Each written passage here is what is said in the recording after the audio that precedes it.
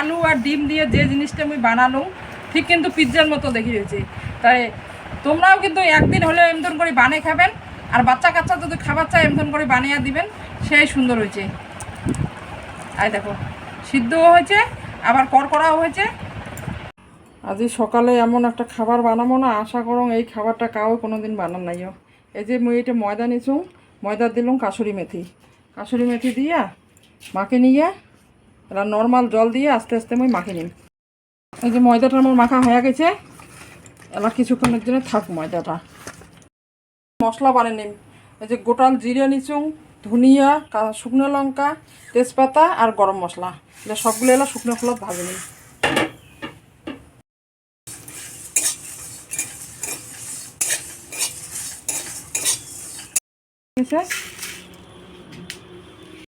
এই মশলাটা আমি মিক্সিংটা গুঁড়ো করিয়ে নিম।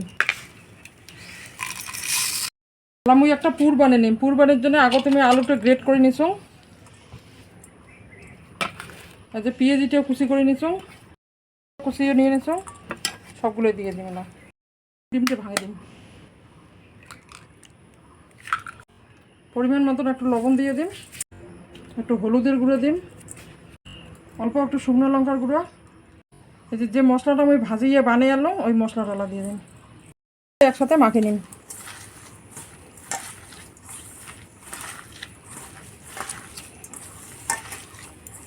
তাহলে আমি ময়দা দিয়া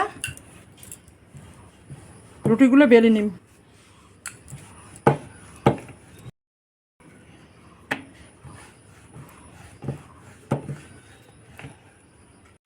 সবগুলো এই মতন করি এলা বেলে,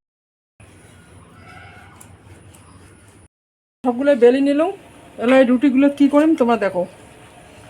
এই যে পুরটা যে আমি বানিয়ে নিছ ওই পুরটা এলা দিয়ে দিম মাঝখানত।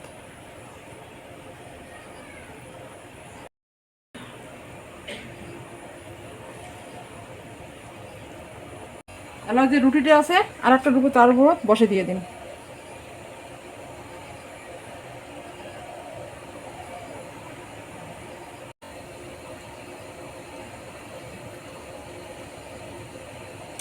পাঁচটা রুটি দিয়ে সাজে নিন।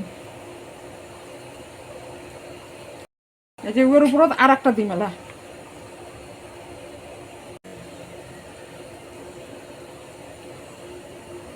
কয়টা রুটি হল? একটা, দুইটা, তিনটে, চারটে হল।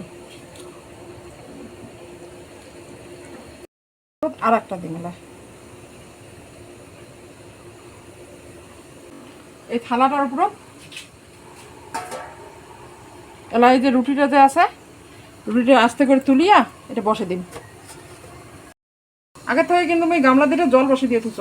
এই যে রুটিটা যে দিলাম থালাটাতে বসে দিন, মোটামুটি 10 মিনিট মতো রাখি দিন, তার সাথে একটা ঢাকা দিয়ে দিন। রুটিটা আমার কত সুন্দর হয়ে যায়, ফুলি ফুলি উঠতে কি সুন্দর হয়েছে দেখছেন, আর শক্ত হয়ে গেছে। তাহলে আমি নামিয়ে নিন, উঠে দিন। আজ দেখো কত সুন্দর হয়েছে টিফিনটা।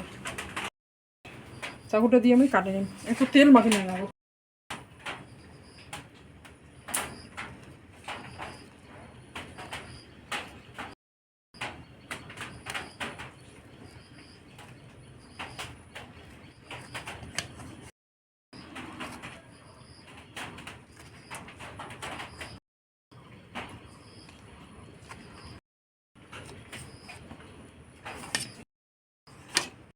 সুন্দর করে কাটে নিল।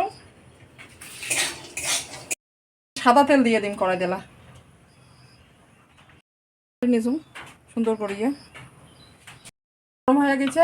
মহিলা একটা একটা করে ভাজে নিন। সবগুলো দিন না, তিনটে তিনটে করে ভাজে নিন। আর এক পাশে এলা উল্টে দিন। কত সুন্দর ফুলেছে দেখছেন তো। এই যে ভাজা হয়ে গেছে আমার, নামিয়ে নিলাম। এলা মতো করে ভাজি নিন তেলত। আচ্ছা সবগুলো একের মতো করে ভাজি নিন। এলা আলু আর ডিম দিয়ে যে জিনিসটা আমি বানানো ঠিক কিন্তু পিৎজার মতো দেখি হয়েছে। তাই তোমরাও কিন্তু একদিন হলেও এমন করে বানিয়ে খাবেন, আর বাচ্চা কাচ্চা যদি খাবার চায় এমন করে বানিয়ে দিবেন, সেই সুন্দর হয়েছে।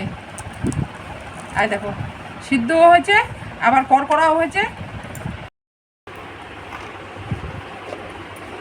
সেই সুন্দর স্বাদ হয়েছে।